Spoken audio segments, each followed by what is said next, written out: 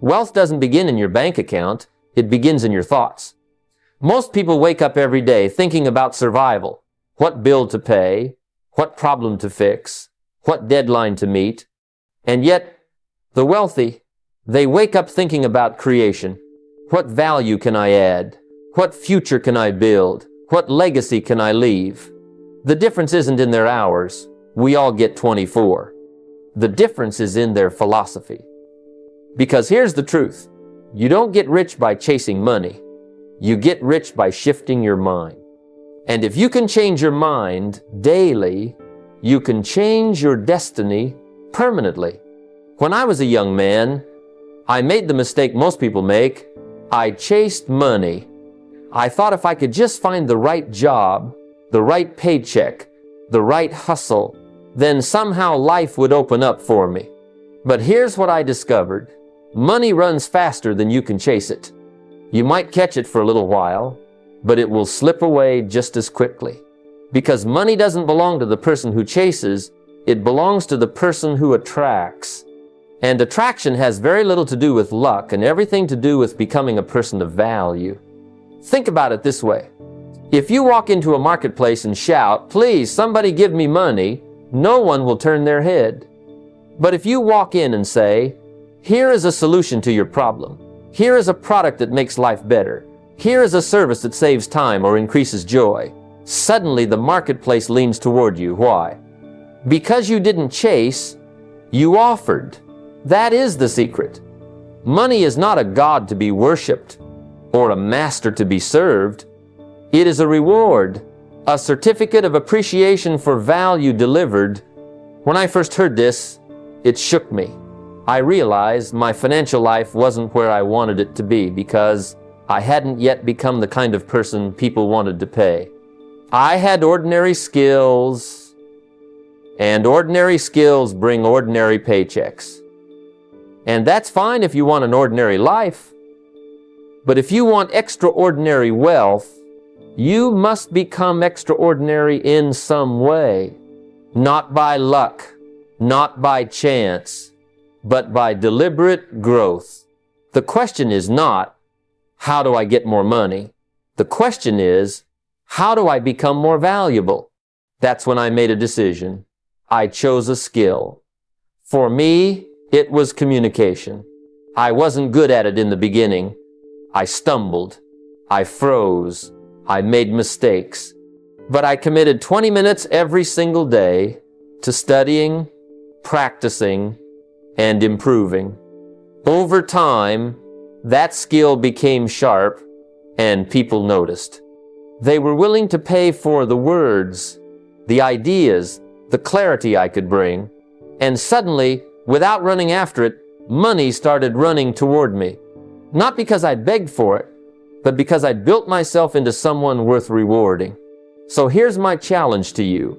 Don't spend your life chasing after dollar bills. Choose one high-value skill, something the marketplace truly needs, and commit just 20 minutes a day to mastering it. Maybe it's sales. Maybe it's leadership. Maybe it's coding. Maybe it's design. Maybe it's teaching. It doesn't matter what it is, as long as it solves problems, because the moment you solve problems better than most people, money has no choice but to find you. The truth is simple. Stop chasing. Start becoming. Become valuable enough. And money will not only find you, it will follow you everywhere you go. I used to believe that wealth began with a paycheck. If only I could make a little more, I thought, then life would get better. But over time, I learned something far more important. Wealth doesn't start in your pocket. It starts in your mind. The way you think, the way you see the world, the philosophy you adopt about money and value, those are the seeds that eventually grow into financial freedom. If the mind doesn't change, the money never will. That's why you can hand $1 million to someone who thinks poor, and in a short time, they'll be broke again. But give a modest amount to someone who thinks rich, and they'll multiply it tenfold. The human mind is the most powerful financial tool you have. Not the stock market, not real estate, not even a business idea. Your mind. And the first step to wealth is changing the way you think about it. Instead of asking, how can I earn more? Ask, how can I become more? Instead of focusing on money as the end, focus on value as the beginning. Because money doesn't chase wishes, it chases usefulness. The person who adds value, who solves problems, who makes life easier or better for others, that's the person who wealth gravitates toward. I'll tell you a story. When I was younger, I thought working harder at my job would make me wealthy. But no matter how many hours I put in, I was still living check to check. Then a mentor of mine asked me, if they doubled your pay tomorrow, would that make you rich? I thought about it and realized the answer was no. I would just find ways to spend more. What I really needed wasn't more money. It was a new mindset. I had to learn to think differently, to discipline myself, to build habits that would support wealth. And that shift, not a raise, was the turning point in my financial life. So how do you start changing your thinking? Begin each morning with a question. How can I add value to someone's life today? It doesn't have to be grand. It could be helping a coworker solve a problem, giving a customer an extra moment of attention, sharing knowledge you've learned, or simply listening well. Every small act of value plants a seed, and the person who makes a habit of planting seeds eventually enjoys a harvest. Wealth is not an accident, it's a design. And the blueprint is written in your thoughts. If you think poor, always worrying, always focusing on lack, you'll design a poor life. But if you think rich, always seeking ways to grow, to give, to contribute, you'll design a wealthy one. It doesn't start with the money you have today, it starts with the mind you carry into tomorrow. Change your thoughts, and you change your financial future forever. When I was young, I lived like most people do, thinking about the weekend, thinking about Friday, thinking about how to make it through the next paycheck. And I'll tell you, that kind of thinking keeps you running in circles. You never get ahead because you're always focused on survival, not growth. The truth is, the future belongs to the long-term thinker. The person who can lift their eyes from next week and set them on the next 5 years, that's the one who builds wealth, security, and freedom. The poor are trapped by immediacy. They want comfort today, pleasure today, entertainment today. And I understand it, life is tough, and the temptation is always to reward yourself quickly. But here's what I discovered. If you give in to every small pleasure today, you sacrifice the big rewards tomorrow. The wealthy, on the other hand, think long term. They ask, what can I give up now so that I can enjoy more later?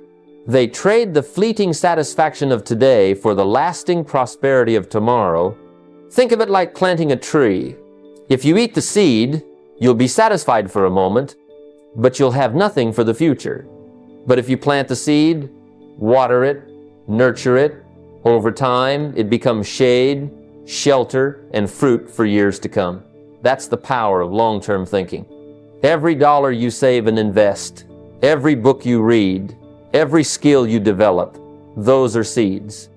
And while they may not give you comfort today, in 5 years, they'll give you freedom. I had to learn this lesson the hard way. Early in my career, I spent nearly everything I earned. New clothes, a new car, little luxuries to impress people who weren't even watching. Then one day, I realized I had nothing to show for all that spending. No savings, no investments, no security. That's when I decided to change. I started saving a small percentage of every paycheck. At first, it was only 10%. And let me tell you, it wasn't easy. There were things I wanted, things my friends were buying, but I stuck to it. And over time, that small sacrifice grew into something substantial. Not just money, but peace of mind, That's the gift of long-term thinking, peace in the present. When you know you're building a future, you don't panic when troubles come. You don't fear the next bill, the next emergency, the next downturn. You rest easy because you know you've prepared. So I encourage you, starting today, save and invest automatically. Take 10 to 20% of every paycheck and set it aside before you spend a dime. Don't wait until there's money left over. They're never island. Pay yourself first, then build your life on the rest. Remember, the future doesn't just happen, it's built. And the builders are the ones who see beyond Friday night and design their life for 5 years down the road. That's who wealth belongs to. The future will always belong to the long-term thinker. I learned early in life that if I wanted my circumstances to change, I had to change. For years, I thought the problem was the job, the paycheck, or the economy. But the truth hit me like a thunderbolt one day. Your income rarely exceeds your personal development. You can demand more pay, you can hope for promotions, you can even switch companies. But until you grow, your money won't. Financial growth is always tied to personal growth. If you want your wealth to expand, you've got to expand yourself first. Think about it. Why do some people earn 10 times more than others? It's not because they're 10 times smarter or 10 times luckier. It's because they've become 10 times more valuable. They've developed skills, built wisdom, gained insight, and cultivated discipline that the marketplace rewards. The world pays for value, and value comes from who you become. That's why personal growth always precedes financial growth. I remember when I was working as a clerk, making just enough to get by. I used to look at the people who were successful, the ones driving the cars and living in the houses I dreamed about, and I thought, if only I had their luck. But when I finally had a mentor teach me, I realized it wasn't luck, it was growth. They had spent years reading, learning, and developing skills I hadn't even considered. They weren't paid more because they asked. They were paid more because they had become more. That lesson changed my entire life. From that point forward, I decided I would never go a day without feeding my mind. Just like you nourish your body with food, you've got to nourish your mind with ideas. And it doesn't take hours a day. 30 minutes will do. 30 minutes with a book on wealth, leadership, philosophy, or personal growth. 30 minutes with a podcast that challenges your thinking. 30 minutes with a mentor, even if it's through their writings or recordings. Stack enough of those 30-minute sessions together, and before long, you'll look back and realize you're not the same person you used to be. And because you've changed, your life has too. Now, I know what some people say. I don't have time. But let me tell you, if you don't have time to grow, you'll always find time to struggle. You'll always find time to worry about bills, about debt, about the next paycheck. But if you commit to even 30 minutes a day, you can step out of that cycle. Growth is an investment, and like all investments, it compounds. The insights you gain today make you stronger tomorrow, and the strength you build tomorrow opens doors the next year. So here's the principle I live by. Work harder on yourself than you do on your job. Your job may make you a living, but your personal growth will make you a fortune. And once you catch that truth, your whole perspective shifts. Suddenly, every book becomes a stepping stone, every podcast a bridge, every mentor a guide on your journey to wealth. If you want your financial world to grow, make sure you grow first, because the money you earn tomorrow will always be a reflection of the person you become today. I learned a long time ago that one of the greatest influences on your future isn't just your work ethic or your ideas, it's the people you choose to spend your time with. Whether you like it or not, you are the average of the 5 people you spend the most time with.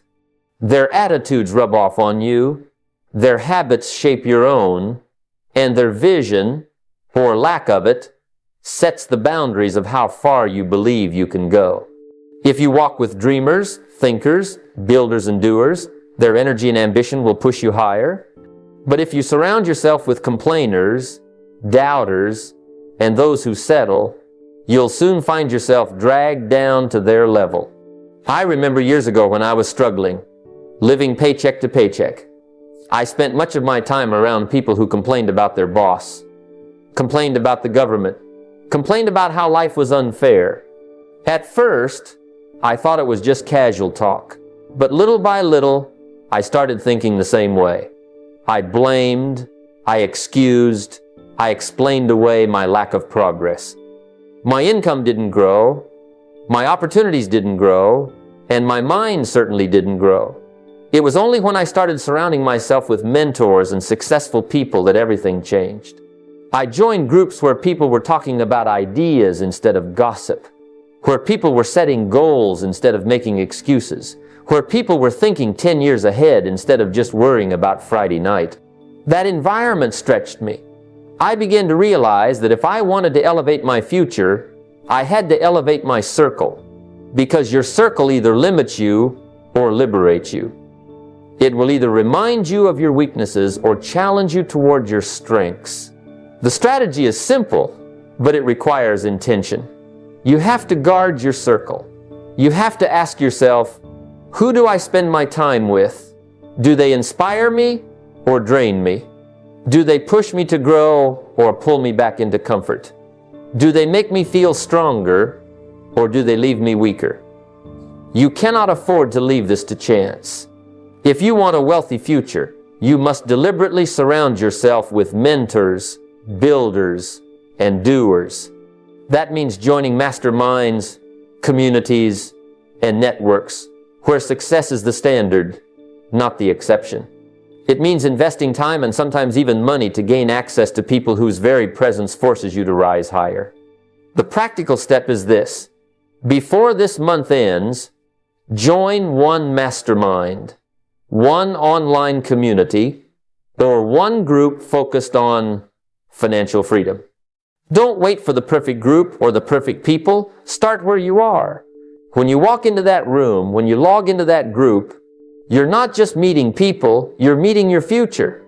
Because every conversation can spark an idea, every connection can open a door, and every challenge can stretch your belief of what's possible. Guard your circle, because by doing so, you guard your future.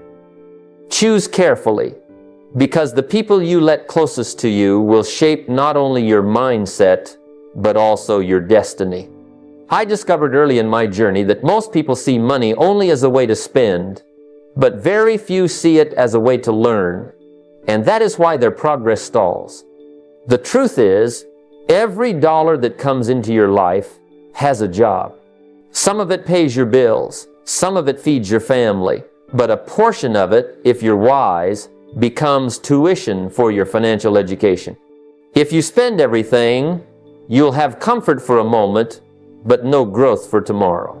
If you invest everything, you might grow your bank account, but neglect the very mind that has to manage it. But when you dedicate part of your income to learning, you are creating a cycle that never stops paying you back. I remember when I could barely afford rent, and yet I made the decision to buy books. Not entertainment, not luxuries, but books on philosophy, on wealth, on human behavior. Those books became mentors when I couldn't afford mentors. They stretched my thinking beyond my small circle and my limited experience. Later, when I had more resources, I invested in seminars, courses, and eventually mentors who had walked the path I wanted to walk. And here's what I discovered. Every dollar I spent on learning multiplied itself many times over.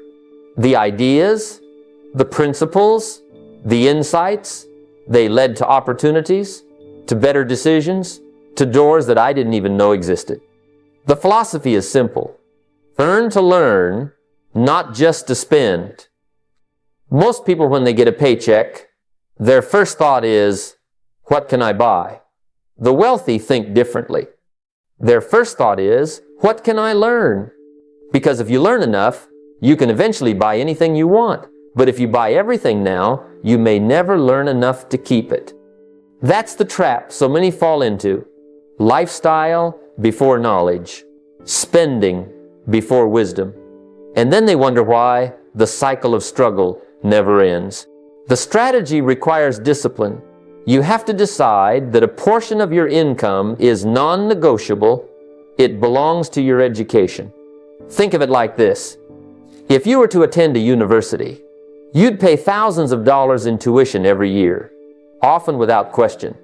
But most people hesitate to spend a few hundred on a seminar that could change their life. They'll pay for entertainment, for new clothes, for gadgets, but they won't pay for wisdom. And yet wisdom is the very thing that ensures wealth. The practical step is clear. Dedicate at least 10% of your earnings to books, courses, mentors, or seminars. If you earn $100, put 10 into learning. If you earn 1,000, put 100 into learning. Don't see it as an expense, see it as planting seeds. Because every page you read, every idea you grasp, every conversation with a mentor is a seed that can grow into a tree of opportunities. Over time, that tree produces fruit in the form of better decisions, higher income, stronger relationships, and greater confidence. So, the next time money comes into your life, don't just ask, what can this buy? Ask instead, what can this teach me? Because when you earn to learn, not just to spend, you create wealth that no one can take from you. I learned a long time ago that while money is important, it is not the most valuable resource you have. Time Island money, if you lose it, you can earn it back. Money, if you spend it, you can create more. But time, once it's gone forever. And that's why the wealthy think differently about time than the average person. Most people spend their days trading their most precious resource, hours of their life, for dollars. The problem is, they never stop to ask, is this the best use of my time?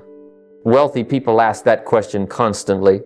They understand that every moment wasted on low-value tasks is a moment stolen from high-value creation.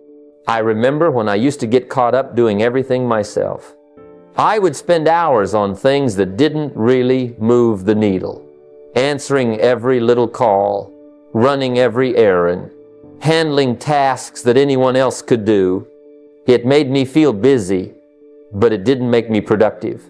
Then I realized that busyness isn't the same as effectiveness. You can fill a day with activity and still end it with nothing of true value to show. So I began to look at my time differently. I asked myself, what's worth my personal attention? And what can be delegated, automated, or eliminated altogether? That shift was life-changing. The philosophy is this: you can always make another dollar, but you cannot make another minute. If you treat money as more valuable than time, you'll spend your life broke in the one currency that truly matters. But if you treat time as sacred, you'll begin to channel it into activities that multiply your results. Wealth comes not from doing everything, but from doing the right things consistently. The strategy requires you to be ruthless with your time. Ask yourself daily, am I spending these hours on creation or consumption? On progress or distraction? On value building or time wasting? If you're doing tasks that someone else could do for $10 an hour while neglecting the tasks that could earn you $100 an hour, you're robbing yourself. The wealthy understand leverage. They use their time to create ideas, build systems, and grow assets, not just to keep themselves busy. The practical step is simple, but powerful. This week, identify one task you can automate, delegate, or eliminate. Maybe it's an errand you can have delivered instead of driving across town. Maybe it's a repetitive process in your work that you can set up a system for. Maybe it's a meeting that doesn't really need to happen. By doing this, you free up time, not just for rest, but for creation. That free hour can be used to learn, to build, to think, or to plan. That's how wealth grows, not only by what you do, but by what you stop doing. So guard your time like treasure, because at Island, and remember this, money is replaceable, but time is not. Spend it wisely, and it will make you wealthy in ways money never could. I've often said that success is nothing more than a few simple disciplines practiced every day, while failure is simply a few errors in judgment repeated over and over until they become your way of life. If you want to see your future, don't look at your bank account, look at your habits, because your habits are writing your bank statement long before your paycheck does. Wealth and poverty both have roots, and the roots are the daily decisions we make, often so small we hardly notice them.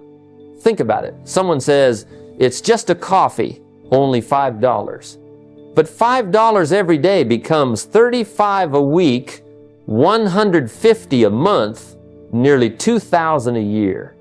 That's a small example, but multiply it across the habits of a lifetime, and you begin to understand why some end up wealthy and others end up broke. It's not usually one big mistake. It's the steady drip of little habits that eat away at opportunity.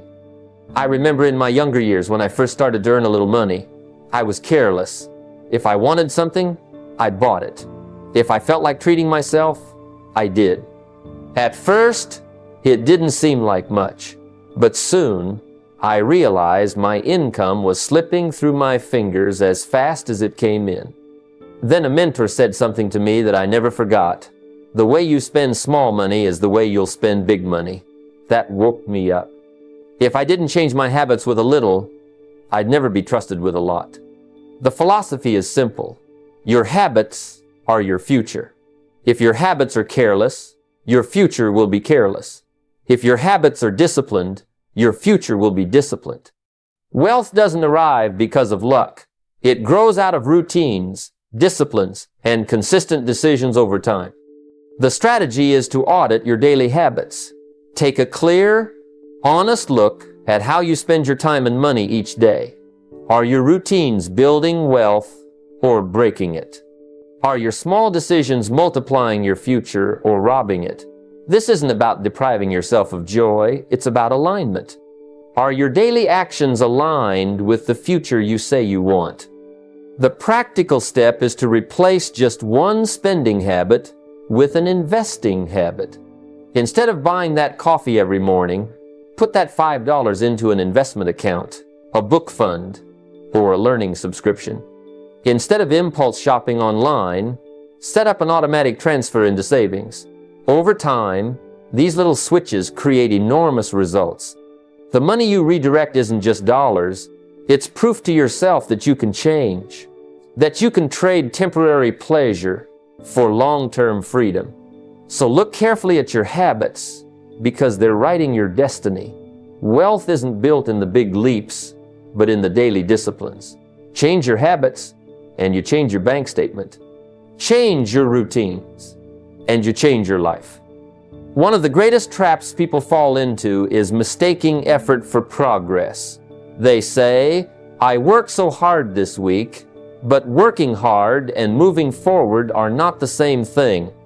I learned early on that you don't get paid for effort, you get paid for results. The world doesn't reward you for how many hours you put in, it rewards you for the value you produce. And the truth is, many people stay busy all day long but accomplish very little that actually builds their future. Busyness is not productivity, and activity is not wealth. I remember when I was young, running around trying to do 1,000 things at once. At the end of the day, I'd collapse into bed exhausted. Yet when I asked myself, what did I really achieve today? The answer was almost nothing of real importance. That's when it hit me. Motion doesn't equal progress. You can run in circles all day and never leave the same spot. Progress requires direction. The philosophy is simple.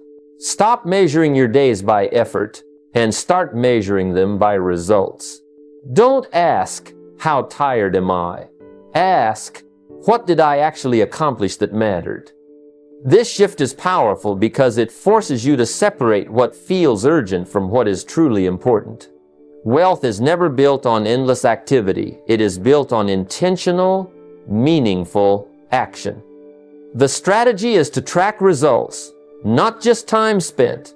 If you want to grow your income, ask yourself weekly, what new value did I create? What problems did I solve? What habits did I strengthen? If you want to grow your investments, ask, did I add to my savings? Did I study a new opportunity? Did I take one step closer to financial independence? The discipline of measurement forces clarity. What gets measured gets improved. The practical step is simple but profound. At the end of each week, set aside 15 minutes and write down what you accomplished that directly moves you toward your financial goals. Not how many hours you worked, not how many calls you made, but what you actually achieved. Did you reduce debt? Did you put money aside? Did you learn a new skill? Did you make progress toward an investment? Write it down. Then ask yourself, am I moving forward? Or am I just staying busy? This practice will surprise you. At first, you may realize you're spending most of your week chasing distractions, doing things that look like work but add no real value. Don't be discouraged. That's awareness. And awareness is the first step toward change. Over time, as you discipline yourself to measure progress, you'll naturally start cutting out activities that don't matter and focusing more on what produces results. So remember, effort is admirable, but progress is priceless. Don't get trapped in the cycle of endless busyness. Track your results, measure your progress, and you'll find that the steps you take may be smaller than you thought, but they'll be leading you exactly where you want to go. One of the most overlooked foundations of wealth is gratitude. People think financial freedom is built only on discipline, strategy, and investments, but I discovered something deeper. It is built on the ability to be content while you strive. Without gratitude, money becomes a tyrant. Without contentment, you'll never feel rich, no matter how high your income climbs. I've met people with millions in the bank who still lived in fear and dissatisfaction, and I've met others with modest means who radiated peace and joy. The difference wasn't their bank balance, it was their attitude. Contentment fuels discipline, while greed fuels destruction. When you are grateful for what you already have, you develop the patience and discipline to build wealth steadily and wisely. But when you're always chasing, comparing, and resenting, you sabotage yourself with reckless decisions. Greed whispers, more, faster, now, and that mindset leads to overspending, over-leveraging, and overcommitting. Gratitude whispers, I am blessed, I am capable, I am on the way. And that mindset gives you the strength to save, to invest, to delay gratification, and to build something that lasts. I remember when I was struggling financially, the debts, the overdue bills, the stress, they weighed me down. But I started a small habit that changed everything. Each night, I wrote down 3 things I was grateful for. Sometimes it was as simple as a meal I had, a lesson I learned, or a conversation with a friend. Other times, it was just the fact that I still had breath in my lungs and hope in my heart. That practice didn't erase my problems overnight, but it shifted my focus.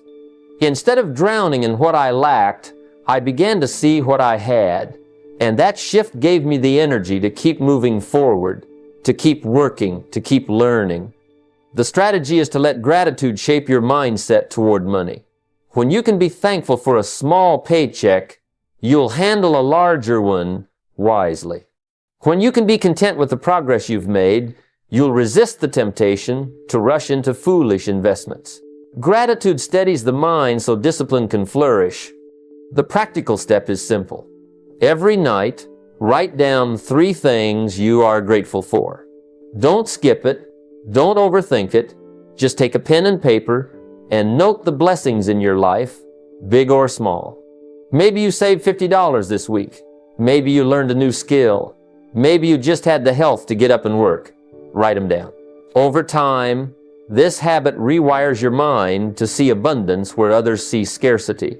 And that shift makes all the difference in building wealth. Financial freedom isn't only about numbers. It's about peace of mind. And peace of mind comes not when you finally have everything, but when you finally appreciate everything you already have. Debt is one of those words that makes people either shiver or shrug, and for good reason. I've seen it destroy families, strip people of freedom, and weigh down entire lives. But I've also seen it build businesses, create opportunity, and open doors that would have remained shut otherwise. Debt itself is not evil. It is neutral. What makes it either a tool or a trap is discipline.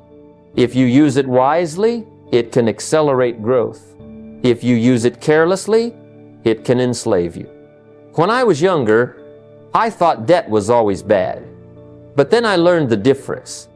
Borrowing to buy things you can't afford, just to look good, just to keep up with someone else, just to satisfy a craving, that's the trap. That's what digs holes that take decades to climb out of. But borrowing to build, borrowing to invest in an asset that produces income, borrowing to expand the business, borrowing to gain education or skills that multiply your earning power, that's different. That's a tool. Philosophically, debt teaches us something important. It magnifies who you are. If you are disciplined, debt magnifies your discipline into greater opportunity. If you are careless, debt magnifies your carelessness into deeper trouble. The banks don't forgive ignorance, and interest doesn't care about your excuses.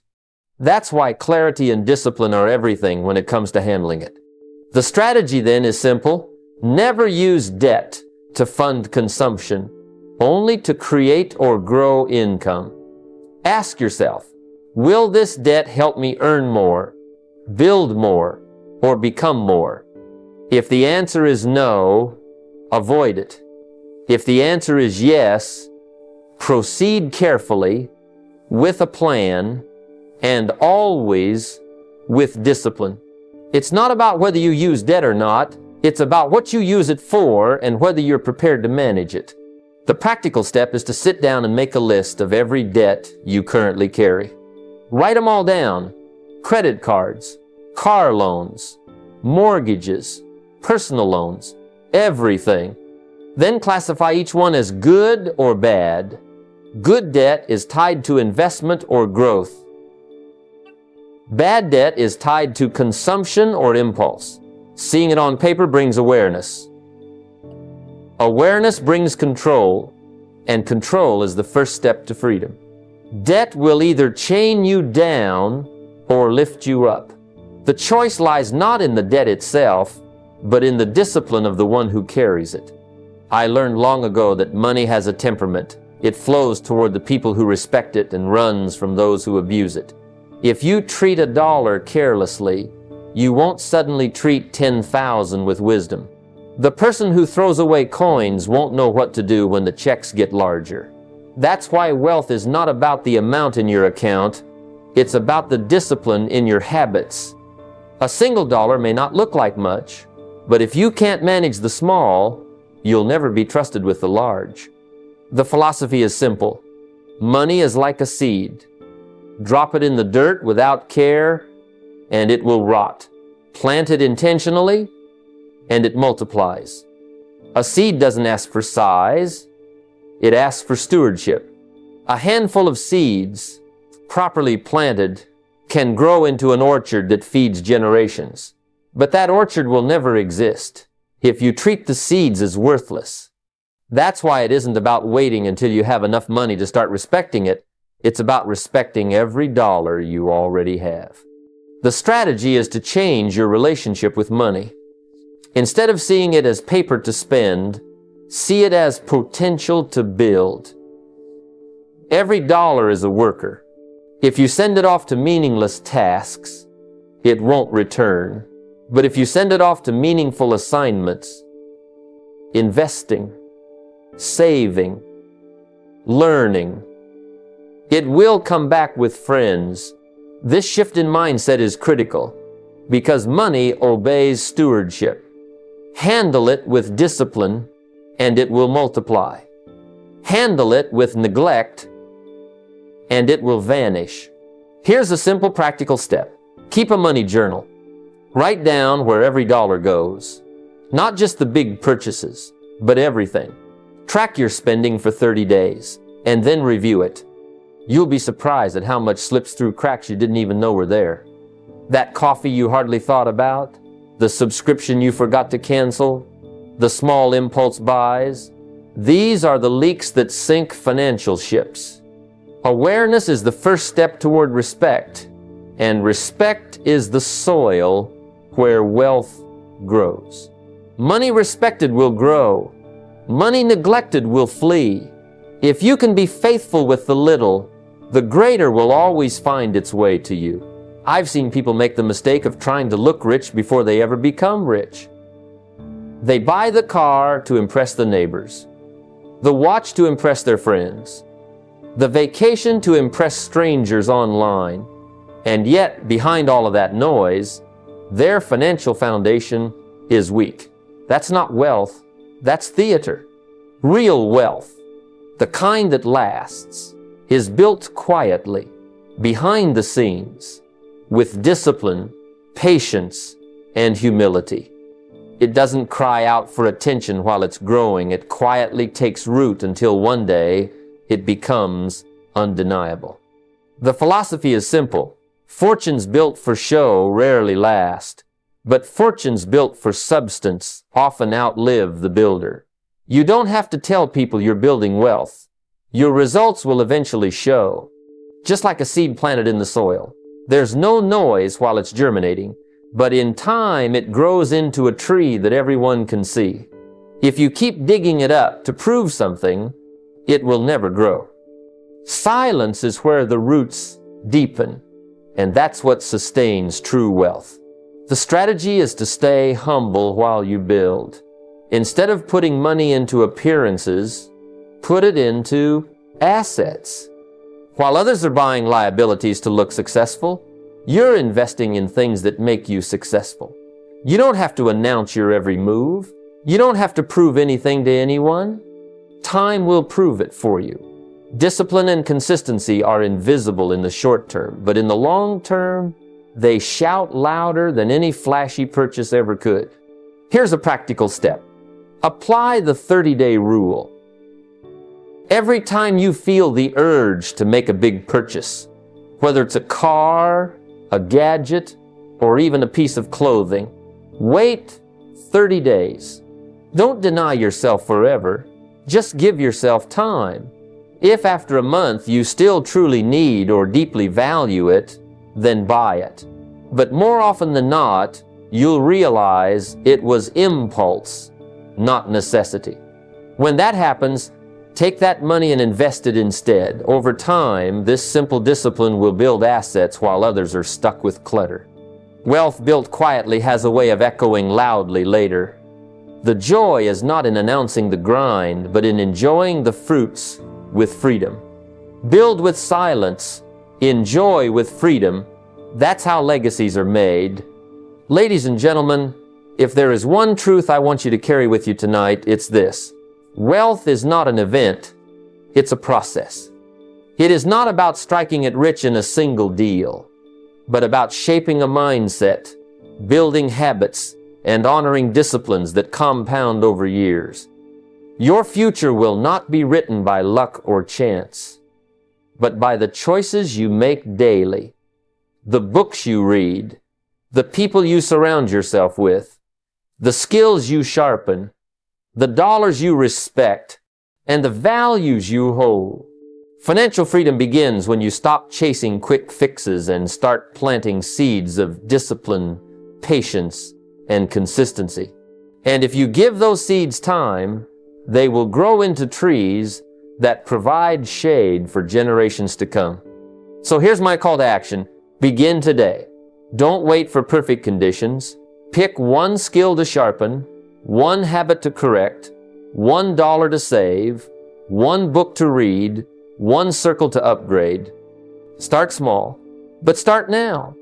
Because the bridge between where you are and where you want to be is built daily, brick by brick.